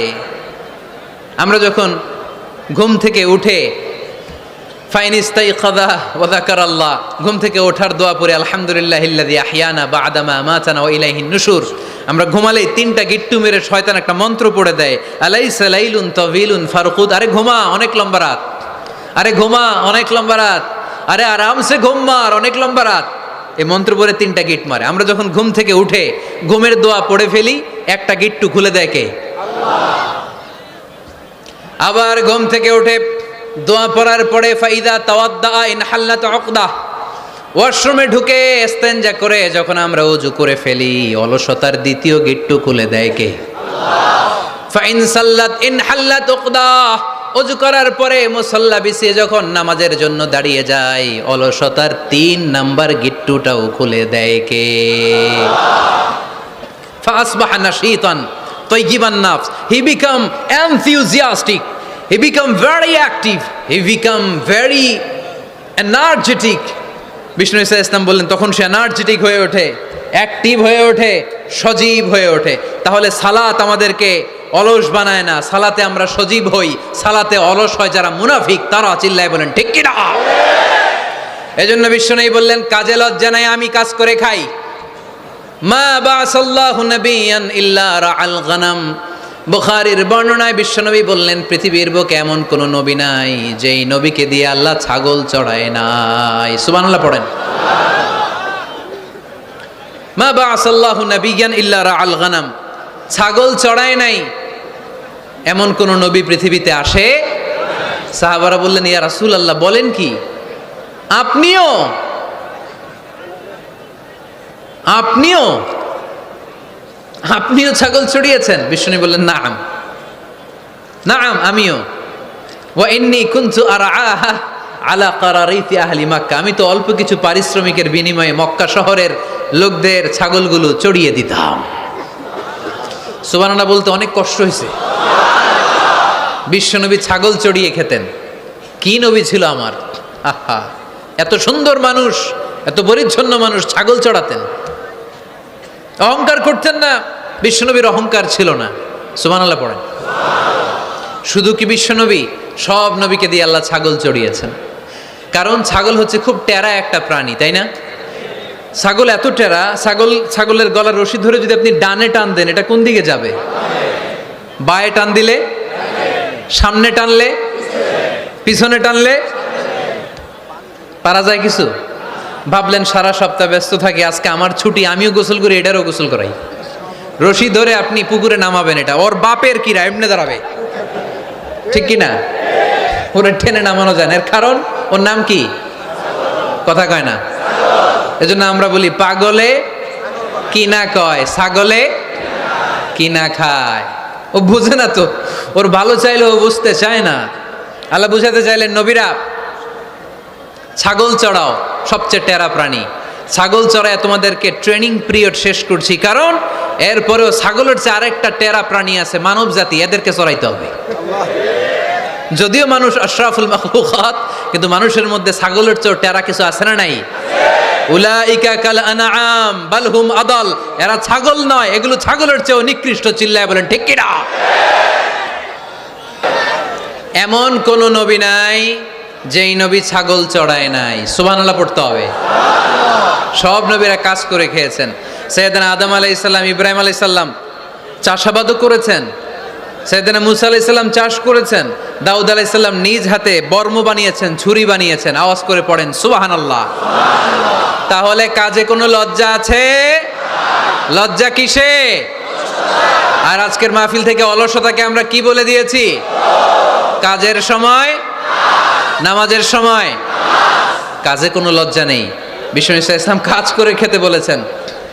প্রিয় ভাইয়েরা, বেশিরভাগই এখানে ফ্যাক্টরি ওয়ার্কার। আপনারা হাত তুলে আমাকে জানান দিয়েছেন শুরুতে, কর্মজীবী মানুষদেরকে বিশ্বনবী এত ভালোবাসতেন, মেহনতি মানুষদেরকে এত পছন্দ করতেন, বিদায় হজের ভাষণেও বাদ যায়নি মেহনতি মানুষদের কথা। তিনি বলেছেন, খবরদার খারাপ আচরণ করবে না, নিজেরা যা খাবে তাদেরও তা খাওয়াবে, নিজেরা যা পড়বে তাদেরকেও তা পড়াবে। আতুল আজিরা আজরাহু ক্বাবলা আইয়াজিফা আরাকু, সুনানি ইবনে মাজার হাদিস। শ্রমিকের ঘাম শুকিয়ে যাওয়ার আগে তার পারিশ্রমিক দিয়ে দাও। আবার বিশ্বনবী বললেন, খবরদার, সালাসাতুন আনা খাসমুহুম, কিয়ামতের দিন 3 শ্রেণীর ব্যক্তির বিরুদ্ধে আমি আল্লাহ নিজে মামলা দায়ের করব। এক শ্রেণীর ব্যক্তি হচ্ছে রাজুলুন ইস্তাওফা আজিরান, ইস্তাআজারা আজিরান ফাস্তাওফা মিনহু ওয়া লাম ইয়াতি আজরা, যে ব্যক্তি শ্রমিক ভাড়া করে কাজ করালো কিন্তু তার টাকা দেয় নাই, তার পারিশ্রমিক দেয় নাই, আল্লাহ বলেন কিয়ামতের দিন তোর বিরুদ্ধে আমি দাঁড়াবো। I will be against you in the day of judgement. কেউ তোরে কিয়ামতের দিন সাহায্য করে ছুটাতে পারবে না। এজন্য খবরদার, শ্রমিকদের সাথে খারাপ আচরণ করবেন না। আবার শ্রমিক ভাইরাও যারা আছেন, আপনাদের ডিউটি যত ঘন্টা ঠিক তত ঘন্টাই পালন করতে হবে, তা না হলে কিন্তু আপনাদের উপার্জন হালাল হবে না। বিশ্বনবী সাল্লাল্লাহু আলাইহি ইসলামের সাথে বিশ্বনবী সাল্লাল্লাহু আলাইহি ইসলামের কর্মচারীর কি ঘটেছিল এই ঘটনাটা বলেই আজকে আমরা শেষ করব। আওয়াজ করে পড়েন ইনশাআল্লাহ। আমরা অনেকে মাইক পেলে বড় বড় ভাষণ দেই, কাজের মেয়েদের সাথে খারাপ আচরণ করবেন না, শ্রমিকদের অধিকার, নারীদের অধিকার, বড় বড় এরকম বক্তব্য আছে না নাই? বিশ্বনবী শুধু শ্রমিকদের অধিকারের কথা বক্তব্যের মধ্যে সীমাবদ্ধ রাখেন নাই, ওনার ব্যক্তিগত জীবনেও এগুলো পাবেন। বিশ্বনবী সাল্লাল্লাহু আলাইহি সাল্লামের অ্যাপয়েন্ট করা শ্রমিক, ওনার দাস, ওনার কর্মচারী সাহাবীর নাম ছিল আনাস রাদিয়াল্লাহু তাআলা আনহু। কি নাম ছিল? উনি বিশ্বনবীর ব্যাপারে কি কমেন্টস করছে আমরা শুনে আজকের আলোচনার ইতি টানবো। আওয়াজ করে পড়তে হবে ইনশাআল্লাহ। সাধারণত কর্মচারীরা মালিকের বিরুদ্ধে ভালো কথা বলে ইল্লা মাশাআল্লাহ। অনেক মালিক আছে অনেক ভালো, তাদের ব্যাপারে আবার ভালো বলে। সাধারণত কারো ব্যাপারে যদি আপনি তথ্য নিতে চান, আপনি তার ওয়াইফের কাছ থেকে তথ্য নেন, তার কর্মচারীর কাছ থেকে নেন, তার বাড়ির দারোয়ান থেকে নেন, তার ঘরের কাজের মহিলার কাছ থেকে নেন, তার ড্রাইভারের কাছ থেকে নেন, তাহলেই তার ব্যাপারে আসল সব তথ্য বের হয়ে আসবে। দেখুন বিশ্বনবীর কর্মচারী বিশ্বনবীর ব্যাপারে কি বলে। সাহাবীর নাম সবাই বলতে হবে, সাহাবীর নাম রাদিয়াল্লাহু তাআলা আনহু। উনি বললেন, বিশ্বনবী যখন মক্কা থেকে মদিনায় হিজরত করলেন, হাজার হাজার মদিনাবাসী বিশ্বনবীর সাথে দেখা করতে গেল। যারাই দেখা করে সবাই বিশ্বনবীর হাতে কিছু না কিছু হাদিয়া দেয়, যারাই দেখা করে হাতে করে বিশ্বনবীর হাতে কিছু না কিছু দিয়ে দেয়। সুবহানাল্লাহ পড়ে। তাহাদাও তাহাব্বু, একে অপরকে হাদিয়া দিবেন, মহব্বত বাড়ায় দিবে কে?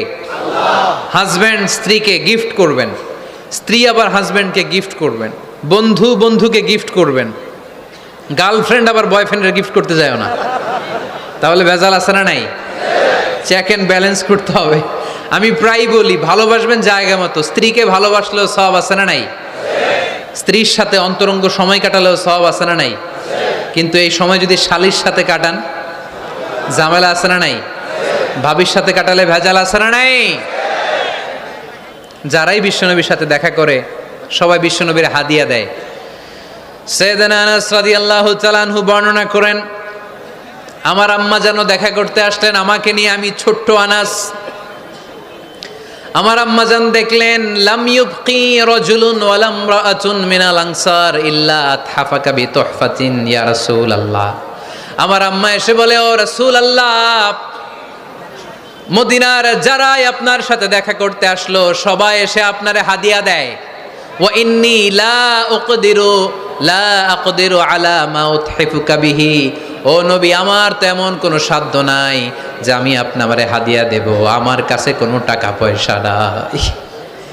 ছোট্ট ছেলে আনাস রে নিয়ে এসে বলল, ইয়া রাসূলুল্লাহ, মদিনার সব লোকের আপনার সাথে দেখা করে আর হাদিয়া দেয়, আমি গরিব মানুষ, আমি আপনারে কি হাদিয়া দেব গো নবী?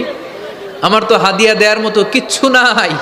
ইল্লা ইবনি হাদা, আমার নাড়ছেরা ধন, আমার কলিজার টুকরা সন্তান এই আনাস ছাড়া আমি আমার কলিজার টুকরা সন্তান আনাস রেই আপনারে হাদিয়া দিয়ে দিলাম। খুদ হাদা ইয়া রাসূলুল্লাহ, আমার সন্তান আনাসকে আপনি নেন। ইয়াখদুমুক মা বাদালাক, সে যদ্দুর পারে আপনারে খেদমত করবে। সাইয়েদনা আনাস বলেন, সেদিন থেকে আমি বিশ্বনবীর খাদেম, কি আর খেদমত করব, নবীর মেসওয়াক এনে দেই, জামা এনে দেই। 10 বছর খেদমত করার পরে বিশ্বনবীর খাদেমের মুখে শুনুন বিশ্বনবী কেমন আচরণ করতেন সাইয়েদনা আনাস রাদিয়াল্লাহু তাআলা আনহুর সাথে। সাইয়েদনা আনাস বলেন, খাদিমতু রাসূলুল্লাহি 10 সিনিন, 10টি বছর আমি আমার বিশ্বনবীর পেয়ারা নবীর খেদমত করলাম। ফামা দরাবানি, একদিনের জন্য বিশ্বনবী আমার গায়ে হাত তোলা নাই, পড়েন সুবহানাল্লাহ। ওমা সাব্বানি, একদিনের জন্য আমার গালি দেয় নাই, বকা দেয় নাই। ওমা আবাসা ফি ওয়াজহি, একদিনের জন্য বিশ্বনবী বিরক্তির চেহারা নিয়ে আমার দিকে তাকায় নাই, ভ্রু কুচকে এরকম আমার দিকে তাকায় নাই। আমরা রেগে গেলে, বিরক্ত হলে কি করি? আমাদের ভ্রুগুলো কুচকে যায়। আনাস রাদিয়াল্লাহু তাআলা আনহু বললেন, একদিনের জন্য আমার পিট্টি দেয়া তো দূরের কথা, আমাকে পিটানি দেয়া তো দূরের কথা, আমাকে মারে নাই, আমাকে গালি দেয় নাই, কোনোদিন আমার দিকে বিরক্তির সাথে তাকায় নাই। ওয়ালা ক্বালা লি লিমা সানাআতা ওয়ালা লিমা লা সানাআতা, কোনোদিন এও বলে নাই আনাস এটা কেন করলা, ওইটা কেন করো নাই। চিৎকার করে পড়েন সুবহানাল্লাহ। এজন্য বিশ্ব নবীর মতো আমাদেরকে আমাদের শ্রমিকদের সাথে, অধীনস্থ কর্মচারীদের সাথে আচরণ করতে হবে। রাজি আছি তো সবাই? এন্তেকালের আগে বিশ্বনবী সাল্লাল্লাহু আলাইহি সাল্লাম 2টা কথা বললেন। কয়টা? 1 নম্বরে বিষ্ণু ঈসা ইসলাম বললেন, আসসালাত আসসালাত, নামাজ নামাজ, উম্মতেরা নামাজ, নামাজ ছেড়ে দিও না। 2 নম্বরে বিষ্ণুই বললেন, ওয়ামা মালাকাত আইমানুকুম, খবরদার অধীনস্থ কর্মচারীদের সাথে খারাপ আচরণ করো না।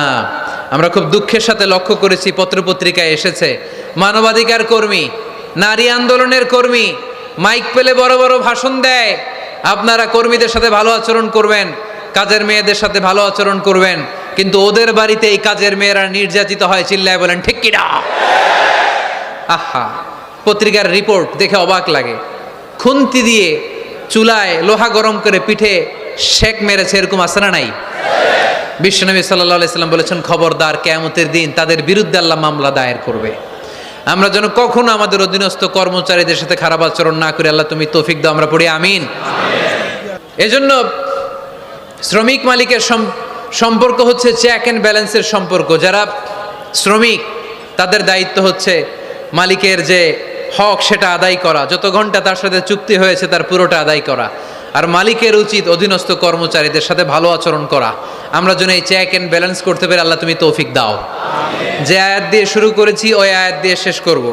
আল্লাহ বলেছেন, ফাইদা কুদিয়াতিস সালাতু ফান্তাশিরু ফিল আরদ, যখন নামাজ শেষ হয়ে যায় জমিনে ছড়িয়ে পড়ো, রিজিক তালাশ করো। আবার নামাজের সময় হলে মসজিদে চলে আসো। তার মানে কাজের সময়, আওয়াজটা ছোট হয়ে গেল, চিল্লায় বলতে হবে, কাজের সময়, নামাজের সময়। পরিশ্রমে কোনো লজ্জা নেই, লজ্জা হলো আর অলসতাকে আজকের মাহফিল থেকে আমরা সবাই কি বলে দিলাম, মনে থাকবে সবার। একজন ভাই আজকের এই কাশিমপুর হাই স্কুল মাঠকে সাক্ষী রেখে শাহাদা বাক্য পড়ে মুসলমান হতে চায়। আমরা খুশি না বেজার? আমাদের আমল নামায় সওয়াবও আছে, গুনাহও আছে, কিন্তু এই ভাইটা শাহাদা বাক্য পাঠ করার পর থেকে নিষ্পাপ, তার আমল নামায় কোনো গুনাহ নাই। চিল্লায় বলেন ঠিক কিনা? আমাদের ইসলাম ধর্মে তাকে স্বাগতম, আমরা সবাই পড়ি আলহামদুলিল্লাহ। তোমার আগের নাম কি ছিল? দাঁড়াও দাঁড়াও, ক্যামেরা আছে, অনেক মিডিয়া আছে। তুমি কি কেউ প্রেশার দিচ্ছে মুসলমান হওয়ার জন্য? তাহলে মিডিয়ার সামনে ভয় পাচ্ছ কেন? তাহলে সিদ্ধান্ত নিয়ে পরে মুসলমান হয়। না না হুজুর, আমি এখনই আজকে হতে চাও? এফিডেভিট করাবা কখন? কালেমা পড়ার পর আমি খাতনা করে ফেলবো। আপনার দায়িত্বে? হ্যাঁ, আমি আমার দায়িত্বে। কাগজটা দেন না, আমার কাগজটা দেন না। কাগজটা পিছনে কাগজ আছে একটা, কাগজটা কিন্তু ওইখানে তো আপনারা পাই নাই। এটা মানে তার আমরা সিবিটিভি, আমার রেস্টুরেন্টে যে জব করতাম আমি, সেখানে একটা সিবিসি, ওইখানে জমা করে রেখেছি। আপনারা সানিরাজ, তার আগের নাম ছিল সানিরাজ, সে আজকে শাহাদা বাক্য পাঠ করতে চায়। সানিরাজ, ইসলাম ধর্মে ঢোকার ব্যাপারে তোমাকে কেউ কি কখনো প্রেশারাইজ করেছে? কেউ প্রেশারাইজ করেছে? হি আনসার্ড অ্যাকচুয়ালি নো, কেউ প্রেশারাইজ করেনি। তুমি কি তোমার নিজে জেনে বুঝে স্বেচ্ছায় কালিমা পড়ে আজকে মুসলমান হতে চাও? আলহামদুলিল্লাহ। আজকের প্রোগ্রামের যারা দায়িত্বশীল এই ভাইদের দায়িত্বে সে আগামীকাল রাষ্ট্রীয় নিয়ম অনুযায়ী এফিডেভিট করে মুসলমান হিসেবে তার নাম চয়েস করবে। তুমি কি নিজের জন্য কোনো নাম চয়েস করেছো, না আমি তোমাকে একটা নাম সাজেস্ট করব? আজকে থেকে সানিরাজের নাম হচ্ছে আব্দুল্লাহ।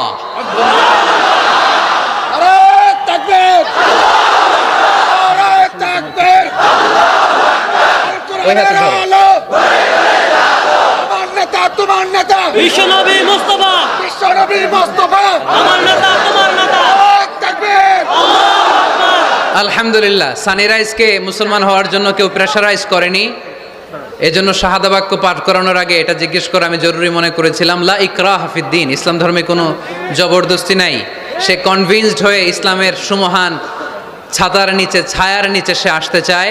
সে নাম পছন্দ করেছে আব্দুল্লাহ। আপনাদেরকে সাক্ষী রেখে সে আমার সাথে এখন শাহাদা পড়বে। তুমি পড়ো, আশহাদু আল্লাহ ইলাহা ইল্লাল্লাহ ওয়া আশহাদু আন্না মুহাম্মাদান আবদুহু ওয়া রাসূলুহু। আমি সাক্ষ্য দিচ্ছি যে আল্লাহ ছাড়া কোনো মাবুদ নাই, ইলাহ নাই, উপাস্য নাই। আমি আরো সাক্ষ্য দিচ্ছি নিশ্চয় মুহাম্মাদুর রাসূলুল্লাহ সাল্লাল্লাহু আলাইহি ওয়াসাল্লাম আল্লাহ তাআলার বান্দা এবং প্রেরিত রাসূল। আমরা আওয়াজ করে পড়ব, আল্লাহু আকবার, আল্লাহু আকবার, আল্লাহু আকবার। বারাকাল্লাহু ফিক, বারাকাল্লাহু ফিক। আমার একটা ঘোষণা আছে, ওনার চাকরি আমার ম্যানিফেস্ট লিমিটেড হবে।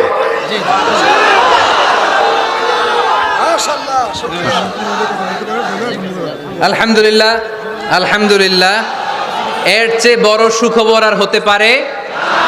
আজকে আমাদের এই মাহফিলটি সার্থক এবং সফল আপনাদের উপস্থিতিতে এবং মাননীয় মন্ত্রী মহোদয়ের উপস্থিতিতে, শত শত মিডিয়া কর্মীদের উপস্থিতিতে এই রাজ, সানি রাজ আজকে আব্দুল্লাহ নাম নিয়ে মুসলমানদের কাতারে শামিল হয়েছে। পড়ি আলহামদুলিল্লাহ।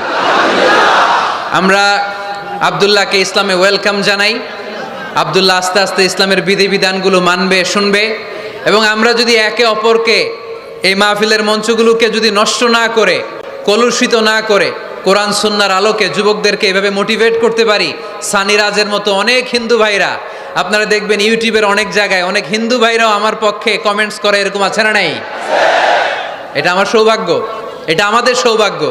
এভাবে ইসলামকে কাদা ছোড়াছুরিতে না যায় আমরা যদি পজিটিভলি ইসলামের সৌন্দর্য আমাদের হিন্দু ভাইদের কাছে, বৌদ্ধ ভাইদের কাছে, খ্রিস্টান ভাইদের কাছে, নৃগোষ্ঠীদের কাছে তুলে ধরতে পারি, তাহলে তারা অবশ্যই এভাবে শাহাদা পাঠ করে কালিমা পড়ে মুসলমান হবে।